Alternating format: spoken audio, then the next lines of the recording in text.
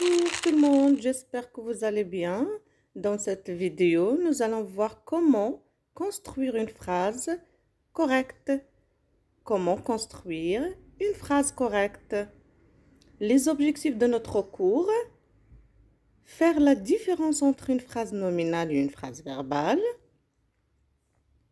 reconnaître les composants d'une phrase verbale, avoir la capacité de construire une phrase correcte. Alors, concentre-toi, c'est très facile.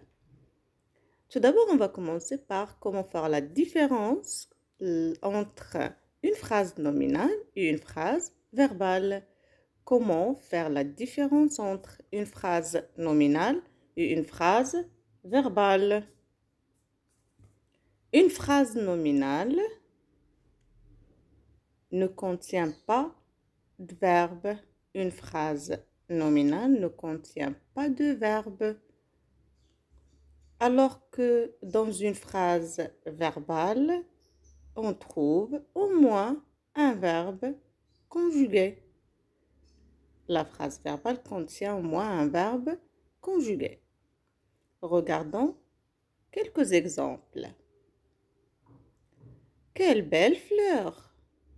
Quelle belle fleur! Cette phrase est nominale car elle ne contient aucun verbe conjugué. Quelle belle fleur! Voici mon frère. C'est une phrase nominale aussi parce qu'il ne contient pas de verbe.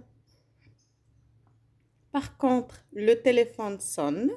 Le téléphone sonne est une phrase verbale car il contient le verbe sonner au présent.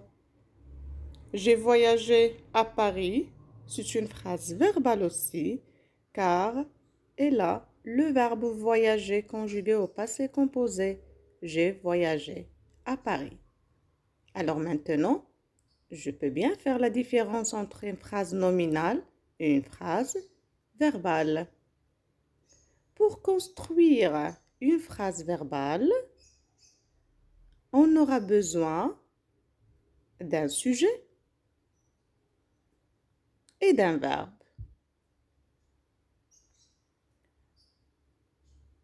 Pour le sujet,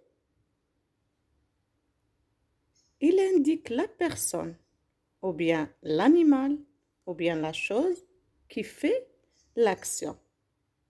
Regardons cet exemple. Le chevalier monte à cheval. Le chevalier monte à cheval. Qui monte? C'est le chevalier. Donc le chevalier, c'est le sujet. C'est lui qui a fait l'action de monter. Et le sujet il peut indiquer la personne. Quand on dit le chevalier, c'est une personne. Bien l'animal, quand je dis par exemple le chien aboie, ou bien la chose. Par exemple, je peux dire la table, la chaise. Alors, dans une phrase, le sujet peut être un pronom personnel. Et quand je dis un pronom personnel, si je parle de moi, j'utilise le pronom personnel je. Si je parle de moi et d'autres, ça veut dire que je suis dans un groupe, j'utilise le pronom personnel nous. Si je parle de toi, j'utilise le pronom personnel tu. Et si je parle de toi dans un groupe, j'utilise vous. Si je parle d'un nom masculin, il. D'un nom masculin au pluriel, il avec S. D'un nom féminin, elle. Et d'un nom féminin, si je parle de plusieurs filles ou bien plusieurs femmes, plusieurs noms féminins, j'utilise le pronom personnel elle. Regardons cet exemple. Il marche, il marche. Ici, j'ai utilisé le pronom personnel il. Je parle d'un nom masculin. Il, c'est un sujet et marche est un verbe. Nous marchons. Nous marchons. Ici, nous avons le pronom personnel nous. parce que je parle d'un groupe dont j'appartiens. Nous, ça veut dire moi et d'autres personnes. Nous marchons. Alors, le sujet peut également être un nom propre. Un nom propre. Par exemple, quand je dis Sarah joue à la guitare. Sarah joue à la guitare. Sarah, c'est un nom propre comme nature. Et ici, il a la fonction du sujet.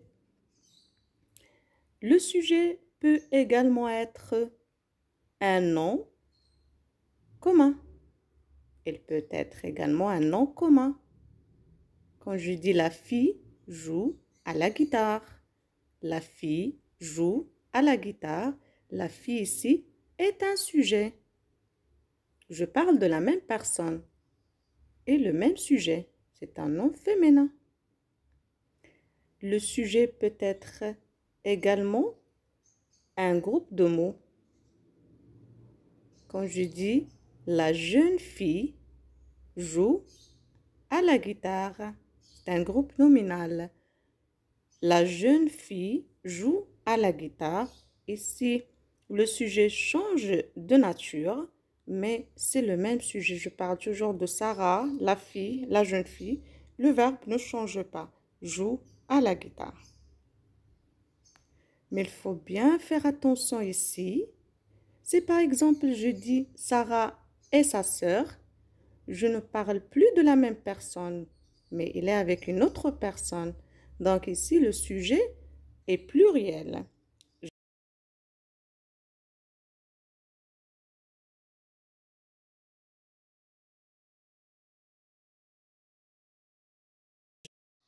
Alors, nous avons vu comment repérer le sujet dans une phrase.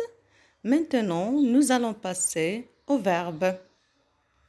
Alors, quand on dit le verbe est un mot qui indique ce que fait, ce qui est ou ce que pense une personne ou un animal.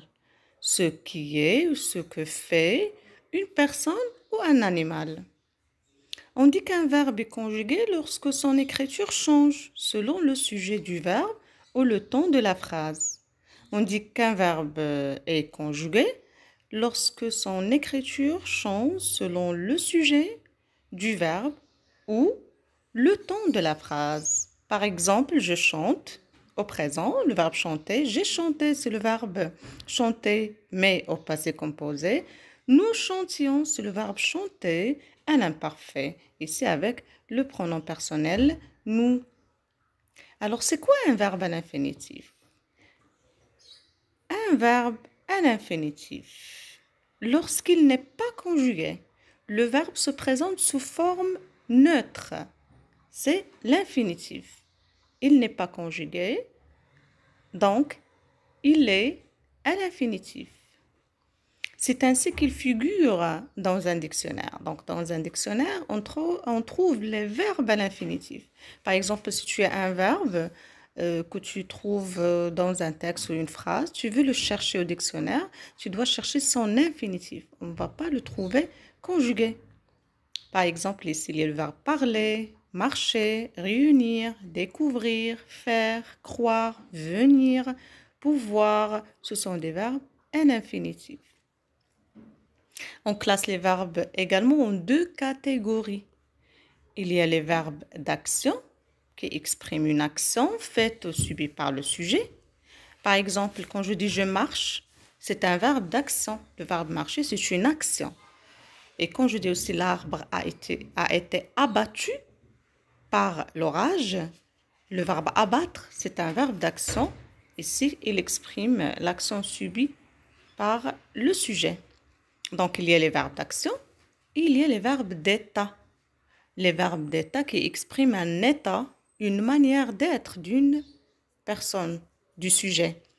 Et les verbes d'état sont très connus. Il y a le verbe être. Quand je dis je suis, c'est mon état. Par exemple, je suis fatiguée, je suis heureuse. C'est mon état. Et c'est aussi une manière d'être. Devenir, je deviens. Paraître, sembler, demeurer, rester, avoir l'air, passer pour. Donc ça, ce sont des verbes. Ces verbes sont des verbes d'état. Il exprime l'état ou bien la manière d'être du sujet. Donc ici, on peut maintenant classer les verbes selon deux catégories, des verbes d'action qui expriment une action et les verbes d'état. Alors, pour construire une phrase, je dois faire attention. Premièrement, à la conjugaison du verbe, parce qu'elle change selon le ton de l'accent et selon le sujet, bien sûr. Alors, nous allons voir ceci en détail dans notre prochaine vidéo. N'oubliez pas de vous abonner. C'est le premier cours de construire une phrase correcte. Pour voir toutes les autres leçons, abonnez-vous et restez accrochés. Au revoir et à la prochaine vidéo, Inch'Allah.